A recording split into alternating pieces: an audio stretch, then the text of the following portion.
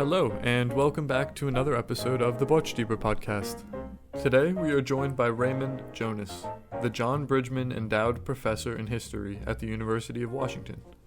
Much of Jonas's work has focused on historical topics connecting Europe, Africa, and the Americas. Today's conversation relates to Jonas's newest book, Habsburgs on the Rio Grande, The Rise and Fall of the Second Mexican Empire, made possible in part by a Botstiber grant. During the conversation, he guides us through the brief but impactful rule of Emperor Maximilian, younger brother of Kaiser Franz Joseph, and his Second Mexican Empire in the mid-19th century. My name is Luke Morgante, and I hope that you are able to connect with this unique part of history which blends the stories of the United States, Mexico, the Habsburg dynasty, and multiple other European monarchs of the era. Enjoy! To start off, could you kind of introduce what your historical interests have been thus far, and then how the idea for your book, Habsburgs on the Rio Grande, came about? Sure. Yes. So my name is Raymond Jonas. I'm a professor at the University of Washington, where I'm in the Department of History. And my earliest interests were in, European history, more specifically French history. But my introduction to Europe actually came earlier. I, thanks to a sister, had a job in Bavaria when I was an undergraduate. And so I lived and worked for a summer in Nördlingen. And, I've, as a part of that, had a chance to visit other parts of Europe too.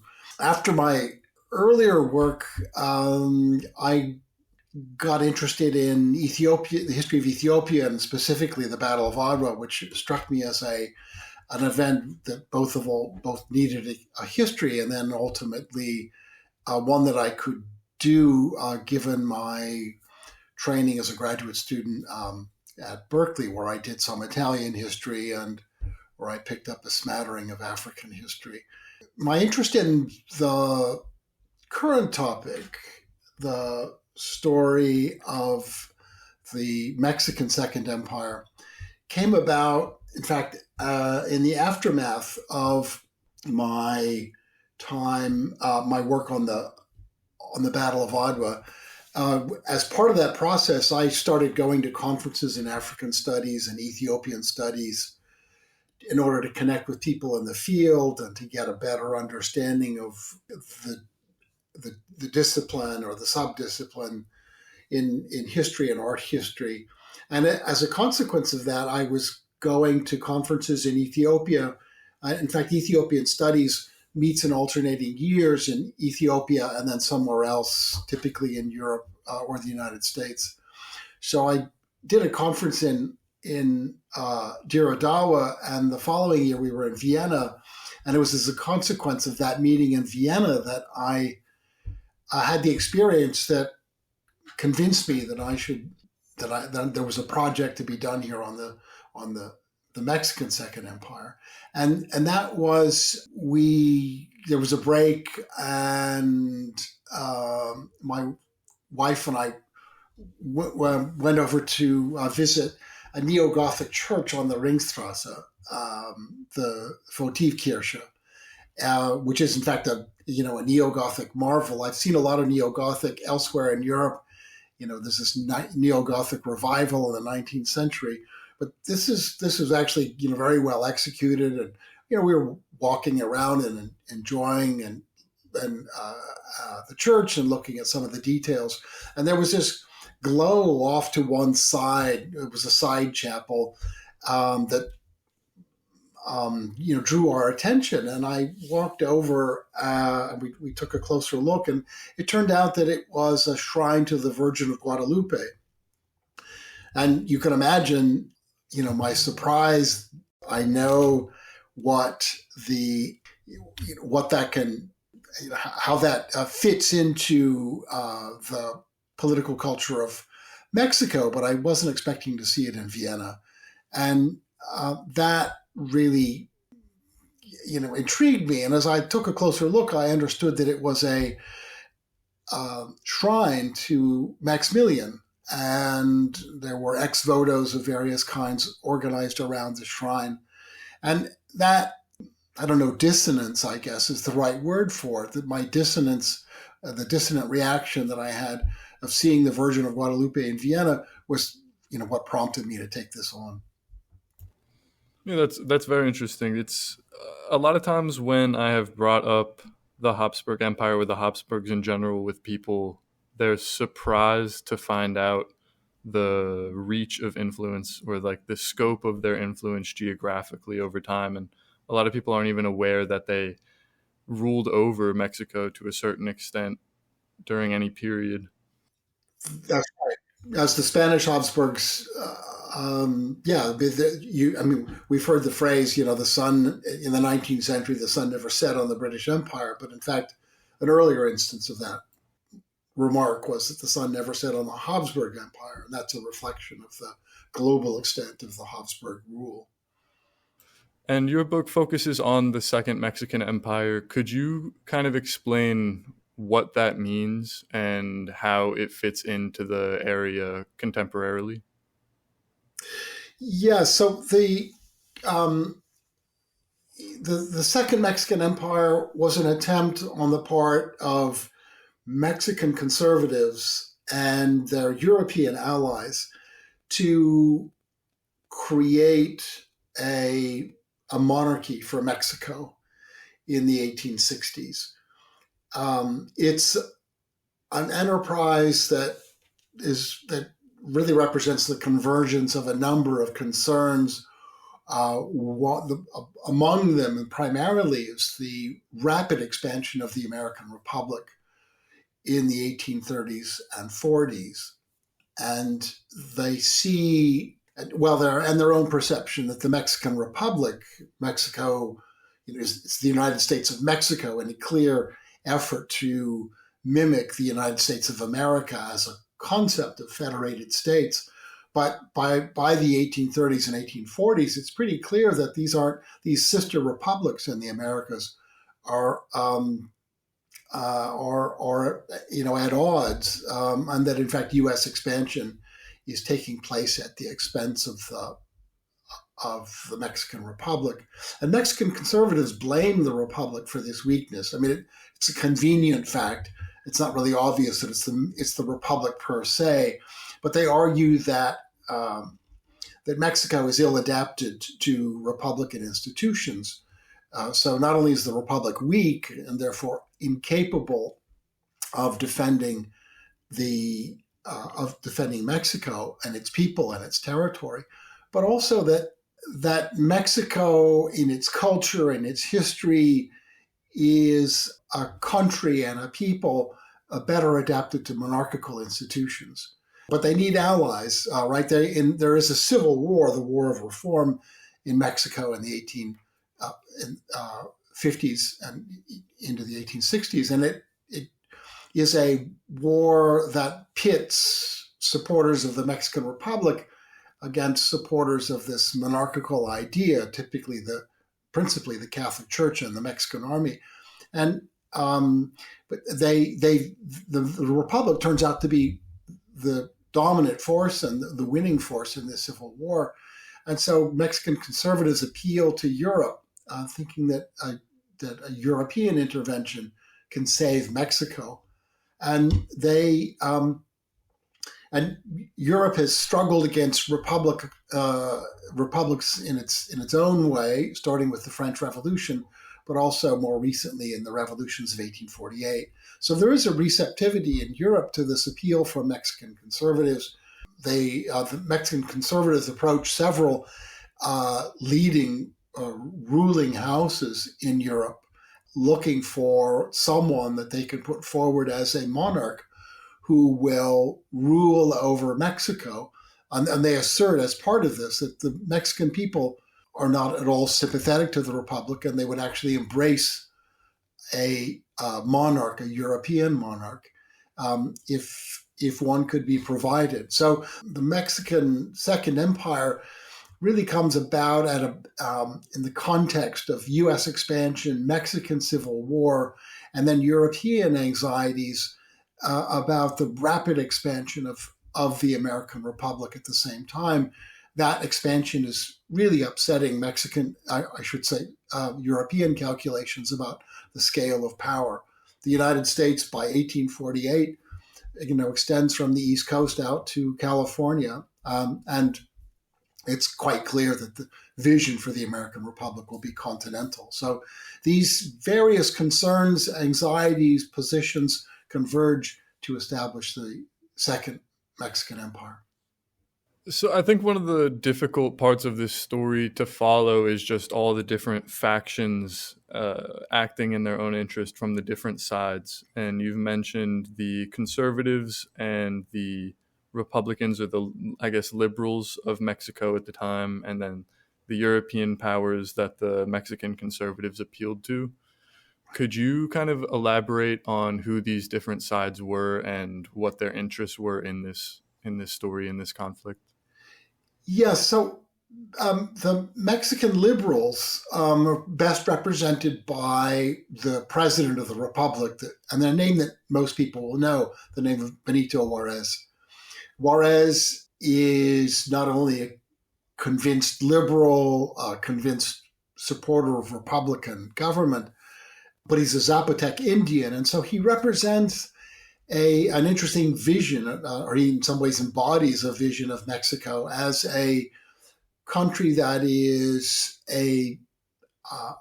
pluralist in its origins. That is, there's an indigenous population that goes back to the Conquista and to Cortez, but also includes, for example,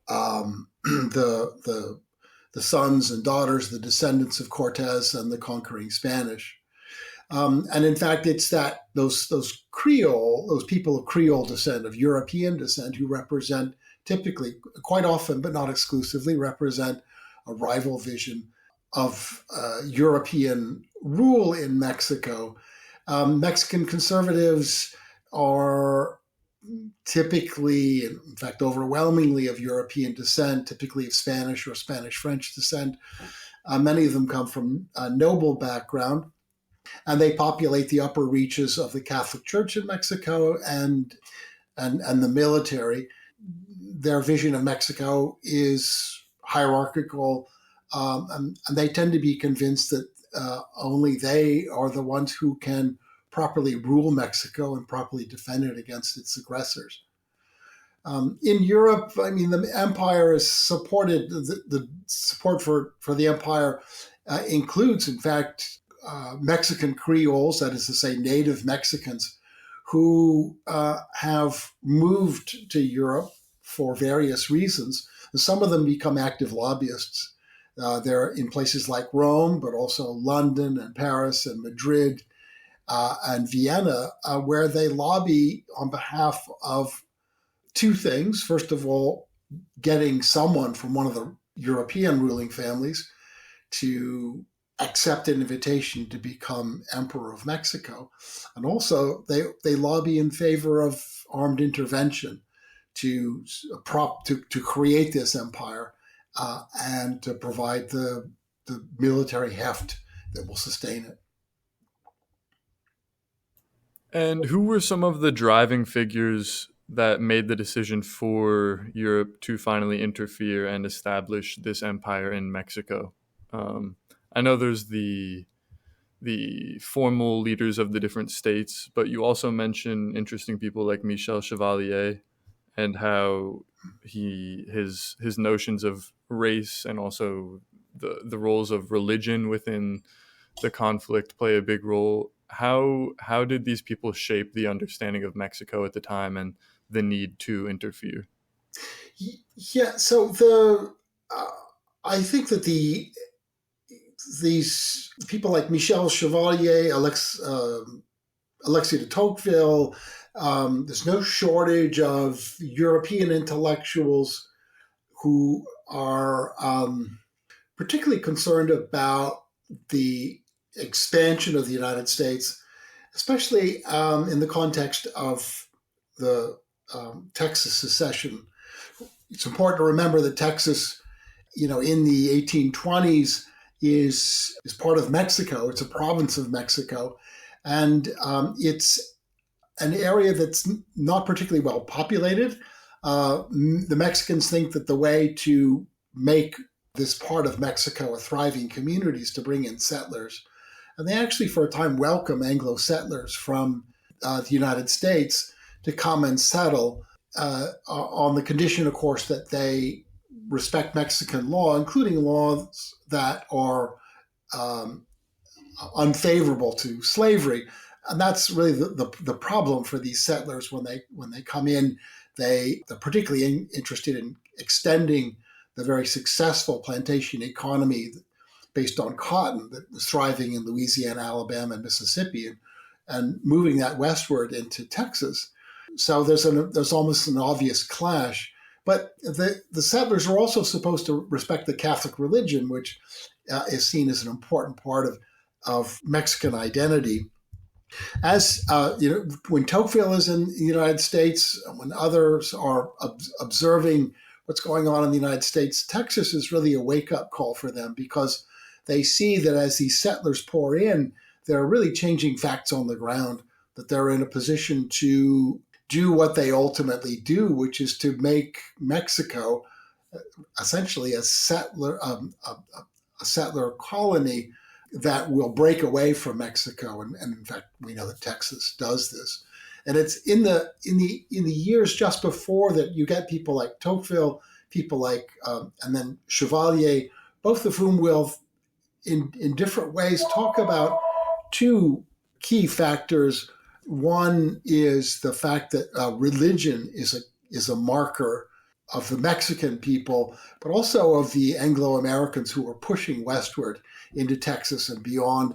And then they tend to see this also in racial terms. They see these settlers as Protestant, and they see them as Anglo-Americans and or Anglo-Saxons in some other instances, and that their relationship with Mexico, which is Catholic and Latin, is a relationship that they see as profoundly antagonistic.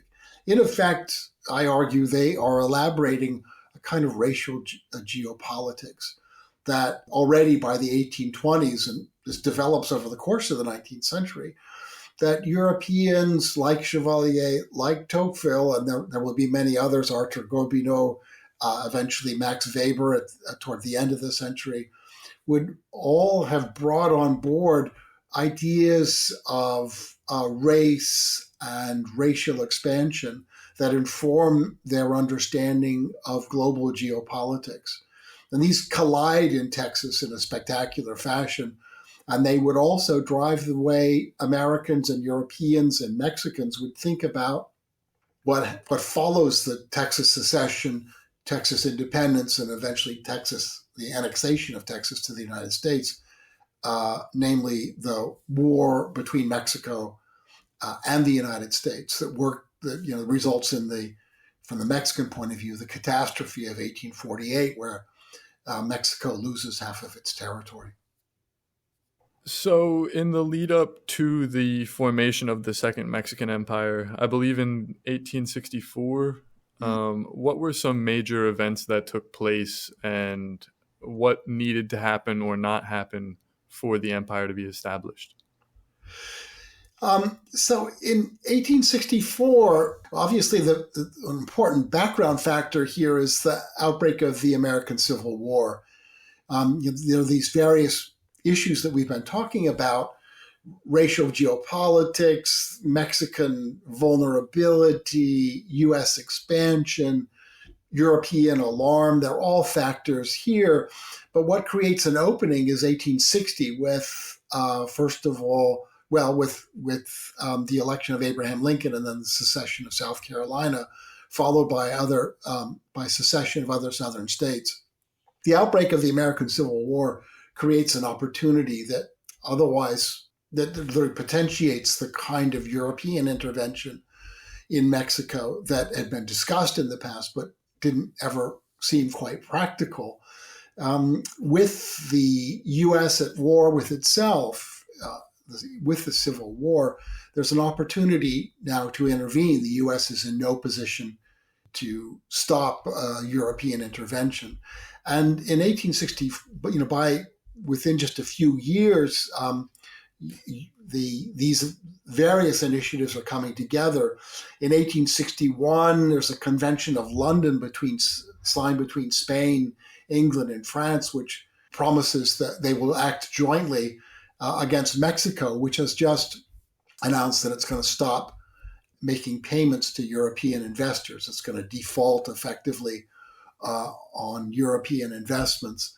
And they're going to act directly militarily, descending on Mexico, disembarking at Veracruz, and then seeking to collect on behalf of European investors. Things get complicated at that point, and they eventually part ways.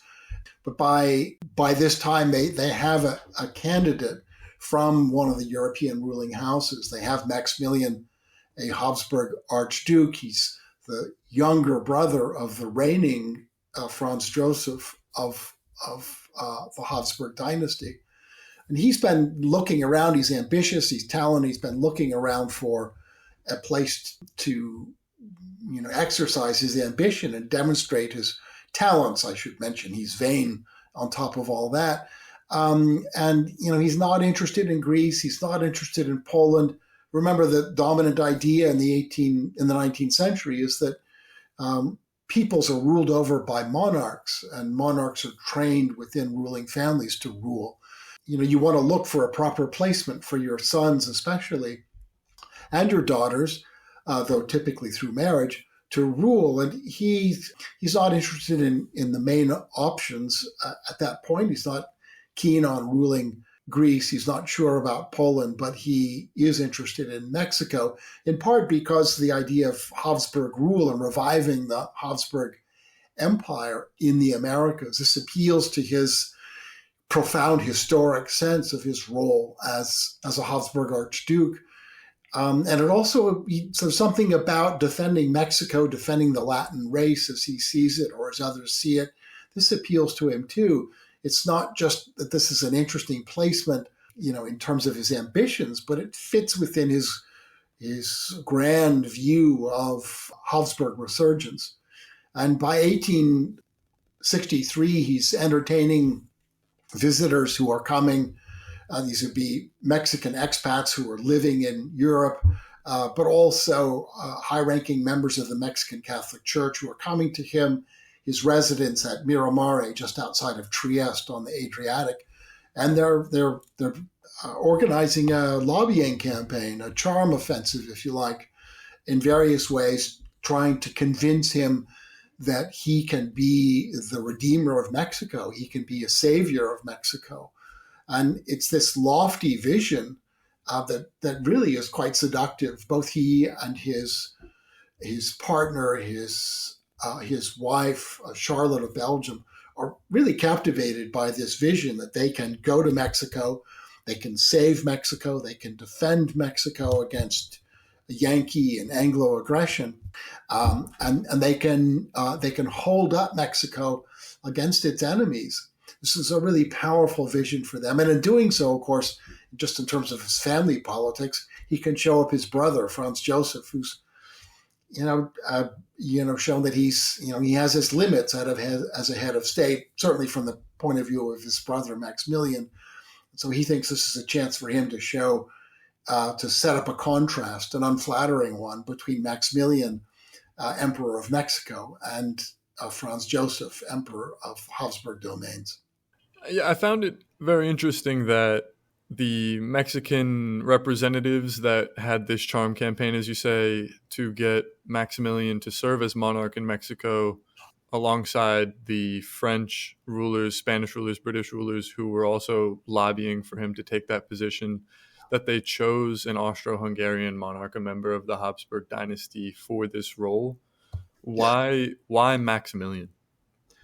Well, it's a good question. And in fact, it's not an obvious one because they had approached a number of individuals before, hoping to find someone. One of the leading Mexican lobbyists in Europe, Gutierrez de Estrada, approached Lord Aberdeen in the 1840s. He was the Foreign Secretary of Britain, suggesting that maybe the Duke of Cambridge, Queen Victoria's cousin, would be interested in becoming Emperor of Mexico.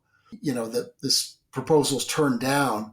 But he goes on then across the channel to France to talk to then reigning King Louis Philippe, asking that maybe one of his sons would be interested. He gets turned down again.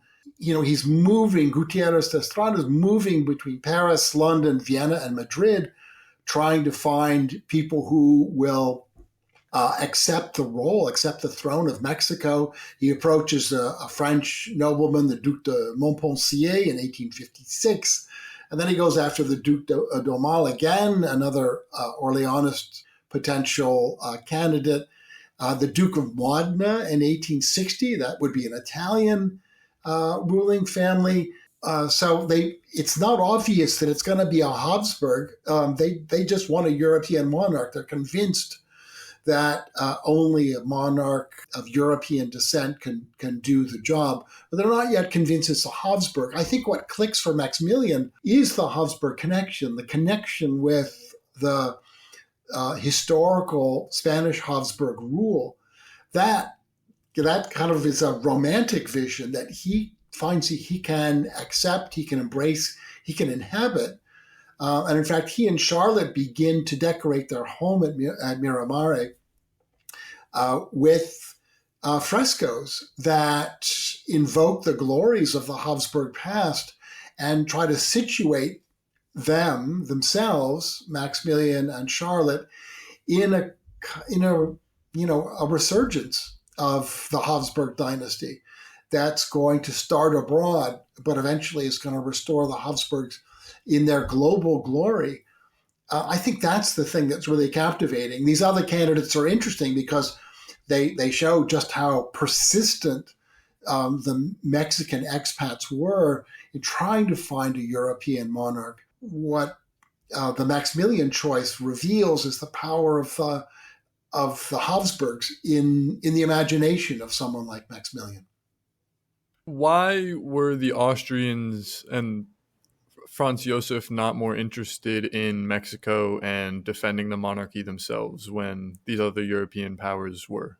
Well, I think that people like Franz Josef they had plenty to be concerned about. The obvious example is Hungary. Hungarians are interested in autonomy of some form, whether within the empire or perhaps more radically as an independent state. Prussia is in the 1860s challenging Austria for leadership of the German Confederation and ultimately leadership in the effort to unify the German peoples of Europe. And of course, Prussia would ultimately prevail in war in 1866. That's a bit out there, but already, I think the concerns of Habsburg leadership in Europe at the time are much closer to home. They're just not in a position to be thinking about Mexico.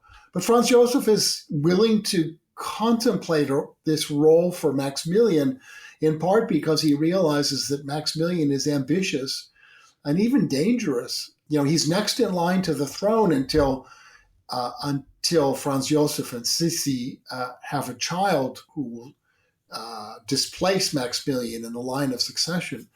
But at least initially, Franz Josef is quite willing to go along with this idea, I think in part because it would get a troublesome relative out of his way, give him something to do with his time, something to do with his ambition in a place where he's not going to be a threat.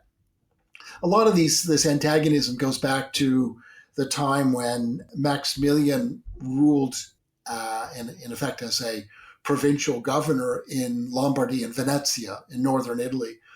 And this goes back to 1857 when Maximilian rules from Milan.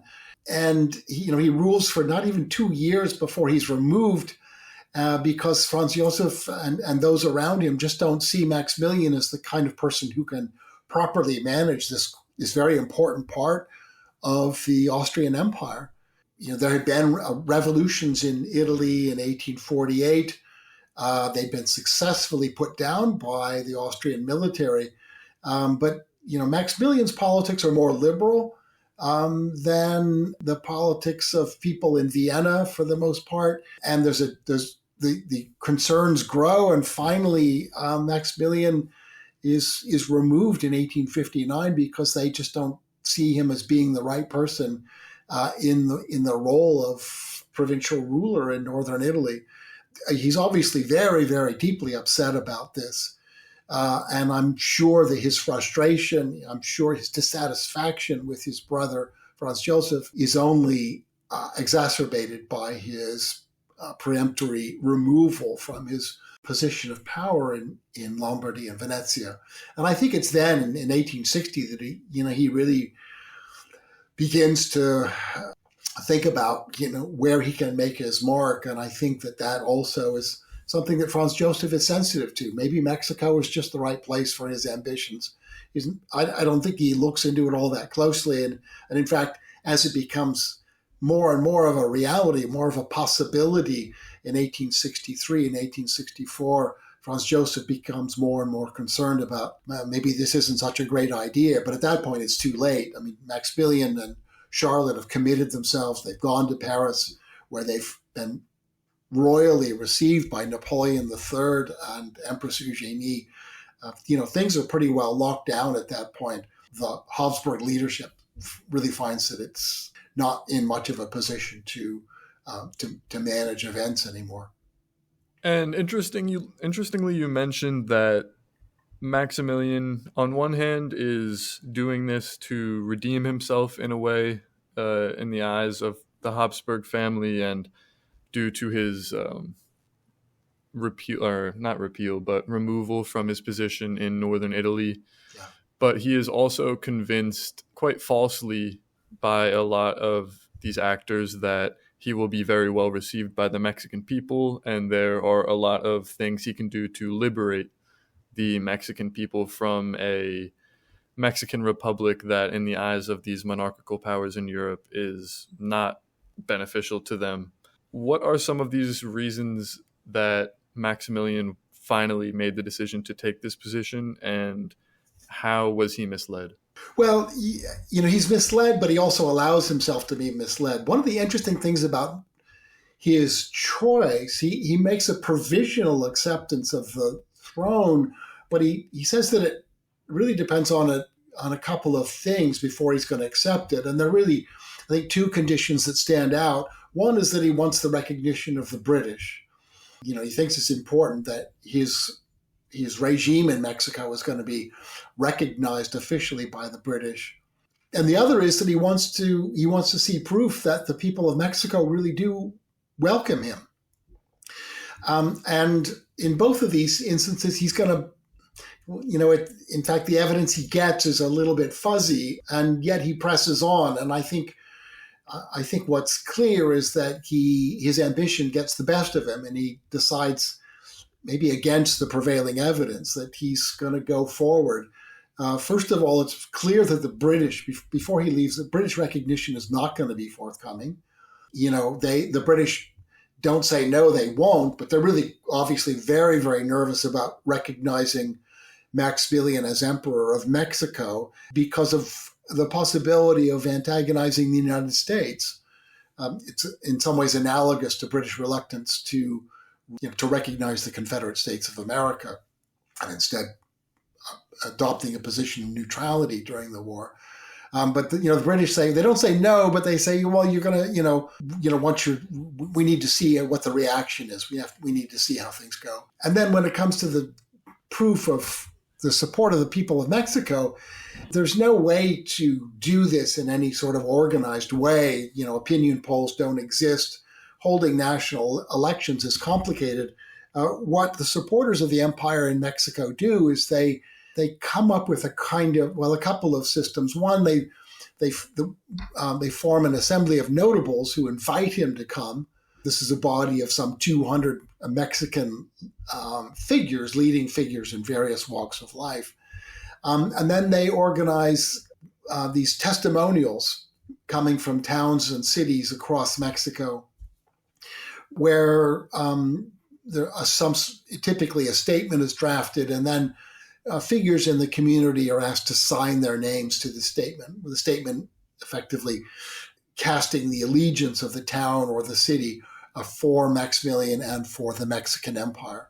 And lots of these are generated, and they are sent to Maximilian as part of this campaign to persuade him that, yes, there is this upswell of support from the people of Mexico for the Mexican Empire, and specifically for the rule of Maximilian and Charlotte.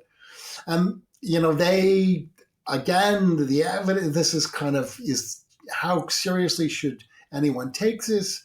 Ultimately they decide that, well, they're going to be convinced by this. They're going to be persuaded by this, that this really does show that the Mexican people overwhelmingly support the empire and overwhelmingly support their rule.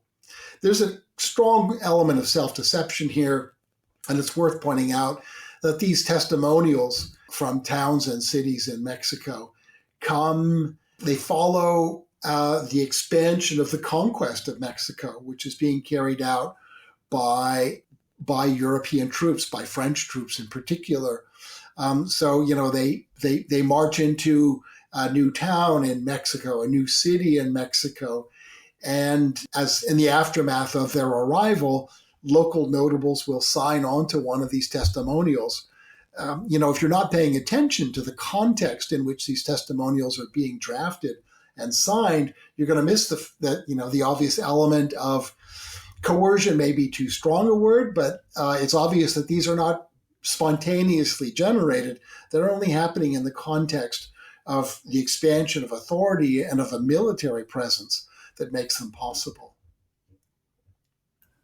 And so the start of the Civil War in the United States, as the Mexican Civil War itself is winding down, the European powers see their chance to come in and take a more aggressive approach to power in Mexico. When does Maximilian first arrive in Mexico, and what does that look like? Well, right. I mean, a couple of things are really important here. I mean, the U.S. Civil War, the attack on Fort Sumter is 1861, and the Allies, the October Convention is October of 1861. That's the Convention of London, where Spain, England, and France sign on to this intervention, and the disembarkations happen starting at the end of 1861. But the conquest of Mexico is slow. I think in this they're deceived. The Europeans are deceived by the speed with which Winfield Scott is able to move from Veracruz to Mexico City during the U.S.-Mexican War. And they imagine something like that happening. It's a matter of weeks. But the Allies arrive, and then disagreements take place, and ultimately the Spanish and the English peel off. They decide they're not going to pursue this enterprise. The French persist, but Cinco de Mayo, 5th of May, 1862, they are stopped dead at Puebla. They never get to the capital. They have to regroup, reinforce, and they don't reach Mexico City until 1863. 1863 is obviously, that's the same year as Gettysburg, the high water mark of the Confederacy. So they're only getting to the Mexican capital just as it's, from the U.S. point of view, one can begin perhaps to see the end of the Civil War, to see Union victory and Confederate defeat. And Maximilian and Charlotte are still thousands of miles away. They don't actually arrive until 1864. And by that time, Atlanta has fallen. The March to the Sea that will demonstrate the inability of the Confederate Army to defend the South and its population and its property is convincingly demonstrated. So by the time they arrive in the capital, the end of the Civil War is pretty clearly in sight. And here too, there's obviously a powerful bit of self-deception going on, and people are hedging their bets. Whatever the prospects for the Mexican Empire might have been in 1861 or 1862, by the time they show up in 1864, you know, it doesn't take a military genius to see that this is going to be, the direction that the American Civil War is taking, and also the considerable challenge that the empire is going to face. And so the British and the Spanish, who were more weary of the situation as the Civil War went on, it seems like they were hopeful of a Confederate victory. Why would this be the case? So this is a difficult point, but the Europeans looked at U.S. expansion with trepidation, with fear, because it's clear now that the American Republic, if you go back to the early republic in the 1790s, the U.S. is really a backwater, not something that's on the radar of the Europeans once the British give up. But the Louisiana Purchase, the annexation of Texas, the annexation of Mexican territory after 1858, this really changes their calculations about the future. And they know that they have to pay attention to the United States, and that the United States is really remaking the scale of power. But there's another important factor here: the British textile industry, the French textile industry, the Belgian textile industry, they're heavily dependent upon American cotton. And so they are keenly interested in the outcome of the Civil War on a couple of levels, on an economic level, but also on a political and geopolitical level. Certainly, Confederate victory would address their geopolitical concerns, but they're not in any kind of position to openly to recognize the Confederacy. They don't want to risk their relationship with the United States in the event that the Union prevails and that the Union is preserved. So it's a very delicate situation for them. The things that they can say privately and the things that they will say publicly are evidence of this, that they're in a situation where they have to tread very carefully because they just don't know what the outcome of the Civil War will be. And to go back to the earlier question now, at what point does Maximilian finally take up the mantle of Emperor of Mexico? So he makes various indications about what he's going to do. There's some subtle clues. He hires a tutor to teach him Spanish, and he and Charlotte write letters to one another in Spanish as a way of improving their Spanish language skills. And in 1864, they make a tour of European courts. They go to Paris, they go to London, they visit Queen Victoria, they go to Brussels, and then eventually to Vienna. And it's pretty clear that this is their goodbye tour. They're testing the waters and testing support as they move around. The final acceptance doesn't come until April. There's where a treaty is signed. There's a delegation that comes of Mexican notables, many of the people he's gotten to know because they were part of the Charm Offensive, trying to convince him to take on this role. This happens in April, but it's pretty clear by this time he actually has some reservations about what he's taken on. But the whole project now has such a profound momentum that he can't really pull back.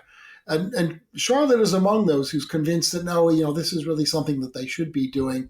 He has his reservations, but it's really far too late to stop at this point. And on the 14th of April, they get on board a vessel, the Novara, an Austrian naval vessel, and they begin their long voyage across the Atlantic. And what does the Second Mexican Empire actually look like once it is established? Well, it's a good question. And the fact is, it's never securely established.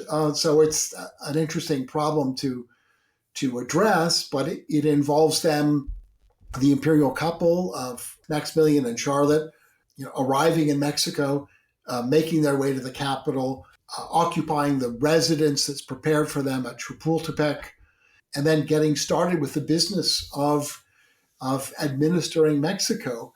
they take with them all of the conventions of courtly life in Europe. And in fact, they spend the voyage from Trieste to Veracruz writing up a lengthy, hundreds of pages of courtly protocol that'll be followed. So they have an idea that they're going to create a European court in Mexico. And in fact, that's their duty, right? They're supposed to create a European monarchy there. But things are difficult. They are arriving in the middle of a civil war.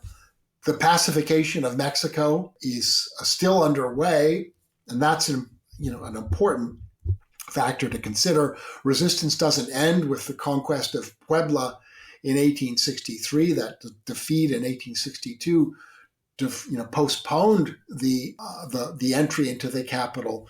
But there's resistance everywhere. And the arrival of Maximilian and Charlotte, which some had argued would pacify the population, once the Mexican people knew that their king and queen, their emperor and empress had arrived, that they would fall in line. But that turns out not to be true. The Republican leadership, President Juarez in particular, remains on Mexican soil throughout, the symbolic core of Mexican resistance. There's guerrilla resistance, a kind of insurgency that is never fully pacified. The empire extends to many of the provincial capitals in the north, from Mexico City northward. But there's nothing like ever a moment where the empire is consolidated as a political entity. What that has consequences not just for public order, but for public revenues. The economy is constantly at the mercy of the ongoing war, the insurgency, and the war of pacification. The revenues obviously are going to suffer because of the difficult state of the economy. Moreover, most of the money that's coming in is going directly to the war effort, which means that there's not a great deal of money available for trying to establish even the appearance of normalcy in courtly life and in the capital. Charlotte does her best to go out, and she visits orphanages, she visits schools, she does all of the things that an empress is supposed to do to show herself, to show her solicitude for the population. And Maximilian establishes an imperial bureaucracy and an imperial administration. But in the end, what happens is that, Maximilian is issuing decrees that never have any traction. The kind of bureaucratic apparatus that would reach into the cities and the towns and the villages simply doesn't exist, or exists only in fits and starts. And so rule becomes a matter of profound frustration for Maximilian and Charlotte. So that's what the empire looks like. And then they begin to try to find ways of shoring up support.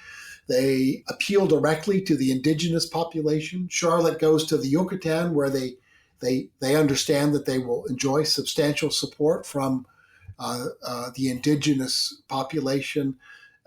They stage various events at Chapultepec that show their solicitude for the indigenous populations of the Americas. They reach out to the Catholic Church. The Catholic Church had been an important part of the lobbying effort to get them there, but the Catholic leadership has turned against them, they find, largely because Maximilian and Charlotte refused to undo the reforms that involved, in effect, the nationalization of church property and its sale. There were high hopes among the clergy that this property would be restored. They're not going to do that. Maximilian and Charlotte actually have a progressive vision for Mexico, and restoring Catholic lands and Catholic power is not part of that vision. But what that means is that there's very important cultural force within Mexico. The Catholic Church is now marshaled against them. So they face a situation that is, arguably from the beginning, at the very least, a very challenging situation, and arguably an impossible one.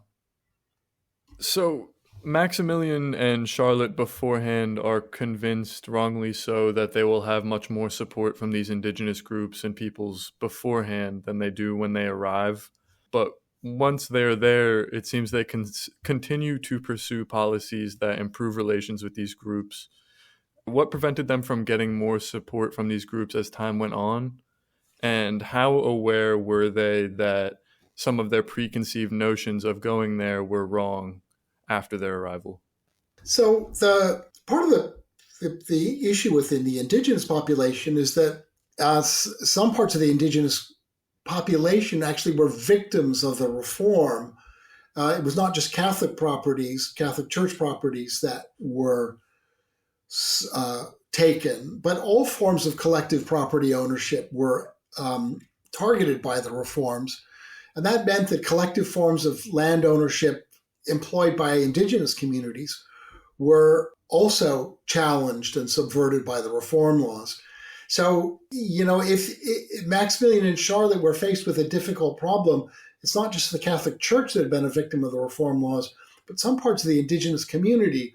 Some indigenous communities turned against the Republic, the Mexican Republic, because the Republic had tried to convert their collective land ownership into individual private property. I mean, that was the vision of the Republic.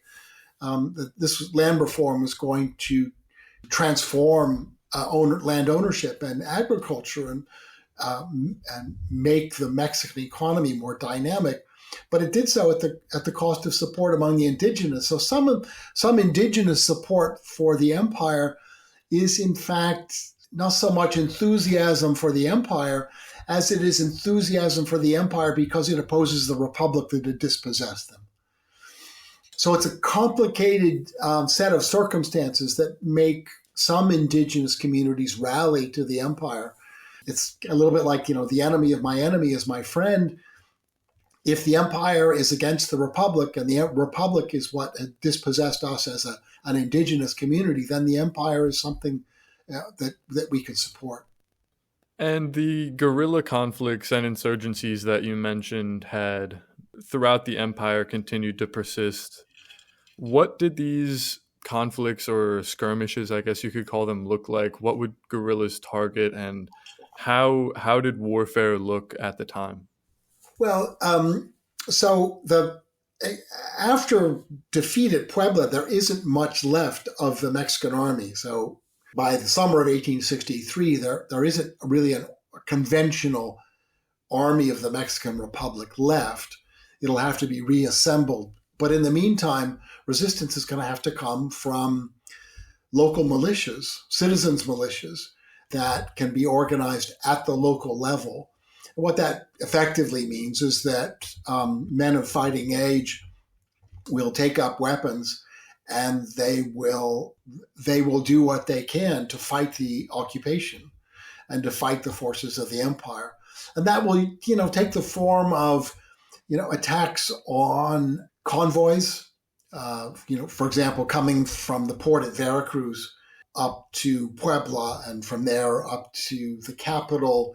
I mean, if you can disrupt commerce, that's important, that's useful. And so militias would do that, insurgencies would do that. Sometimes it would come in the form of attacking European troops who were there, whether they were French or Austrian or Belgian or from elsewhere wherever they had been recruited from, but attacking these soldiers typically at moments of leisure. Soldiers coming out of a drinking establishment, or a soldier who wanders away from base, who could be killed, attacked. So resistance takes a number of forms. The main, and in some cases, the resistance, and if we think about the Pacific coast, would attack in the area around Mazatlan. Again, but often this is, like a classic insurgency. These are forces that come together opportunistically. They attack a particular target, whether it's a military target or a commercial economic target. But in some ways, these are various ways of attacking the empire.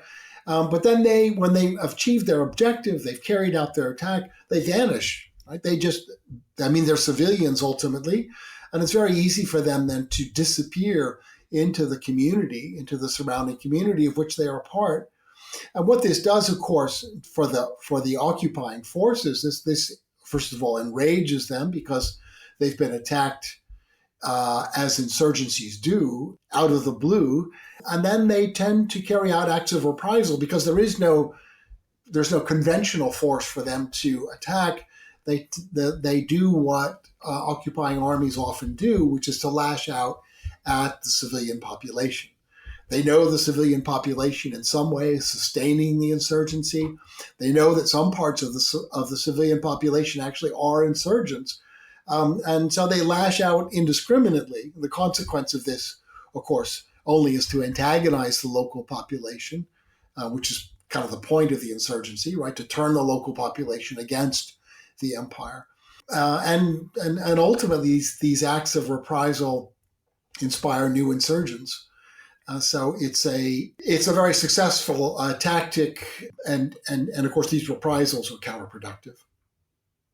And at the time, Benito Juarez was still in the country, and he was still acting as a head in some ways of these pro-republic forces.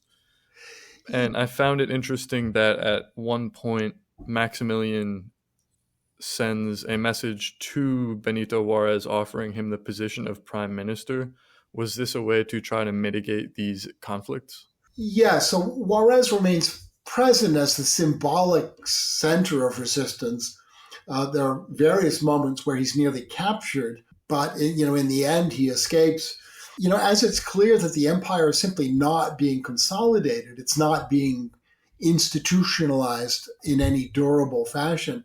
Maximilian tries to various things. He wants to reach out to the indigenous. He wants to reach out to the church and negotiate a concordat, which he is thwarted in doing because he's unwilling to restore Catholic properties. And then at one point, toward the end of the empire, he undertakes, two things happen. Charlotte goes back to Europe to try to rally support, notably from the French, who have now by this time decided they're going to withdraw. Meanwhile, Maximilian decides that he's going to stage a military expedition. He's actually going to leave the capital and lead his army into the field.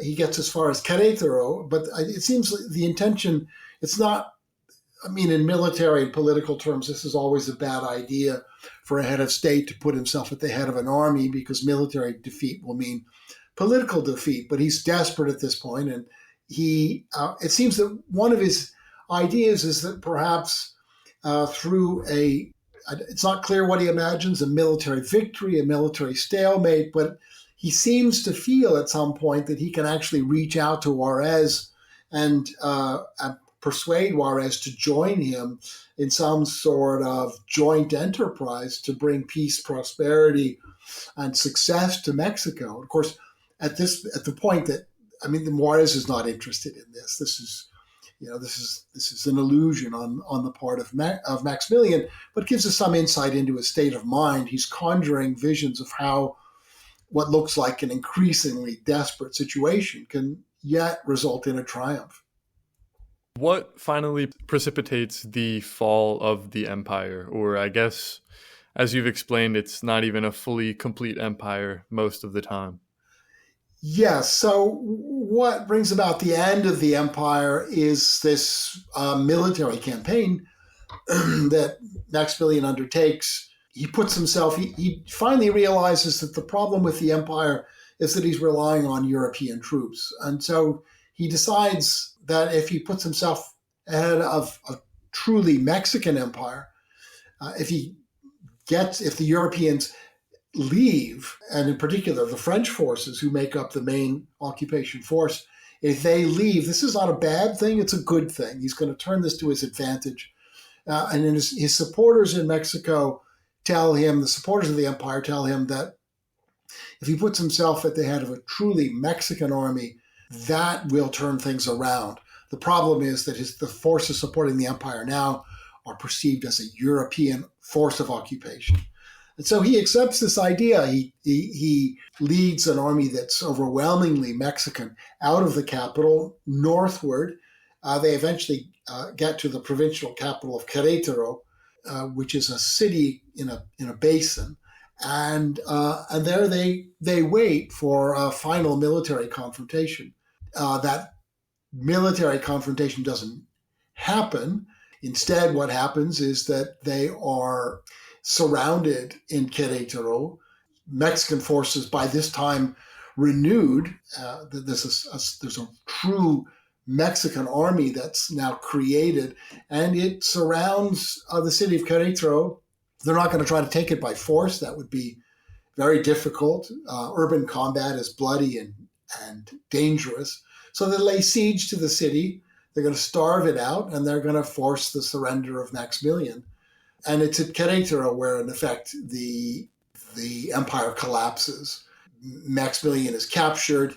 He is put on trial, and he is found guilty, and he and his closest associates would be executed. One thing I read that I found really interesting is that still to this day, I don't know exactly how large this group is, but there are Mexican conservatives that will meet on an annual basis in Querétaro to celebrate the Second Mexican Empire as kind of an ideal version of Mexico.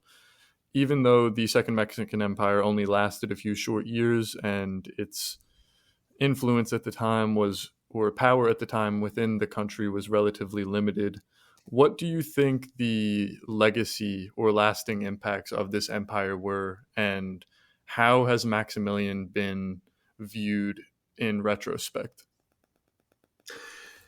It's an interesting question. I think that in terms of Mexican politics and Mexican history, in the book I lay out how Mexican conservatives would continue to cling to the idea that a more hierarchically organized society is what Mexico needs. And I argue that when Porfirio Diaz, who actually played a role as a young man, as a soldier in the resistance to the empire, when he becomes president in the 1880s, is clearly fascinated with the empire, fascinated with Maximilian, and adopts something of the program of the empire, at least as Maximilian elaborated it, namely that the empire is about order and progress. That ultimately is, Maximilian's vision, that, he's the person who can make it all work. And Porfirio Diaz, who comes to power and stays in power, he won't leave until he's toppled. But this vision of a man at the top who can make things happen remains a powerful one. And I argue in terms of 19th century Mexican politics that Porfirio Diaz sees himself as the embodiment of that vision.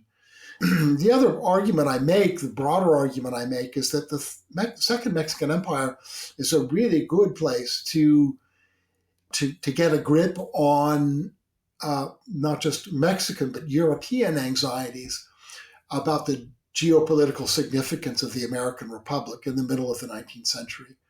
And that European anxieties have everything to do with the speed, the astonishing speed of growth of the American Republic. That, look at it this way. You can take, in terms of territory, you can take France and it'll fit inside of the state of Texas. And that alone gives you an idea of how the American Republic is really changing the scale of power. And Europeans, by the end of the century, know that the future really belongs to countries that are continental in scale. The United States has realized its this vision of a republic that reaches from sea to sea, from the Atlantic to the Pacific, and they're also keenly aware of the potential of Russia. Russia is backward economically, it's backward politically, but they know that the potential of Russia in terms of resources, of its demographic potential, its population, that its potential, when it's fully realized, represents a significant threat for Europe. in effect caught between these two titans, right? These two hegemonic powers, the United States and Russia. And I think once we adopt that perspective, then we understand a little bit better, for example, 1914, Germany's bid for hegemonic power in Europe, its desire to establish itself as an alternative, as something sufficiently powerful to resist these two titans to east and to west. And so I argue that the Mexican Second Empire, it's ephemeral. Maximilian is there only from 1864 until his execution in 1867. It makes it very easy to dismiss the empire as ephemeral, as foolhardy, as a fantasy. But I argue and I ask the reader to think about what the empire embodies and what motivates this people, not just Maximilian, but the thousands of volunteers who would fight to establish and to defend the empire, that the vision that exists there is a vision that reflects a real set of geopolitical concerns, and that these concerns and also have a racial component to them.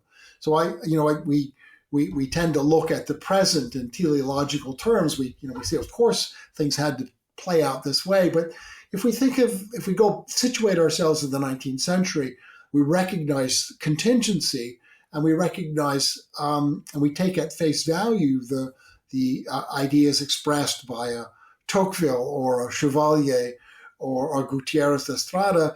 We can see that there are real concerns, profound concerns that help us understand the world as it's taking shape and ultimately the world that we inhabit. Well, Ray, I must say that this topic does seem quite overwhelming at first. There's a lot of moving parts to it, but I think that you explain it in a very clear and concise way, especially throughout your book. Were there any other points to this story that you feel we didn't cover or that you want to highlight more so? No, I think this is good. I appreciate the questions. I think the questions have brought out the salient points. So thank you. Thank you so much for being on. I wish you the best of luck in the future too. Thanks. And thanks to the Botstiber Institute. I mean, the support of was obviously crucial to this project, and I'm grateful for it. Thanks for listening, and we hope you enjoyed the episode. Remember to check the episode description to find more from our guest. Follow us on social media or turn on notifications to get alerts for future episodes. The Botstiber Institute for Austrian-American Studies promotes an understanding of the historic relationship between the United States and Austria, including the lands of the former Habsburg Empire, by awarding grants and fellowships, organizing lectures and conferences, and publishing the Journal of Austrian-American History. We engage with a broader public audience through digital programming, including videos, podcasts, and blog posts. Auf Wiedersehen, and see you next time.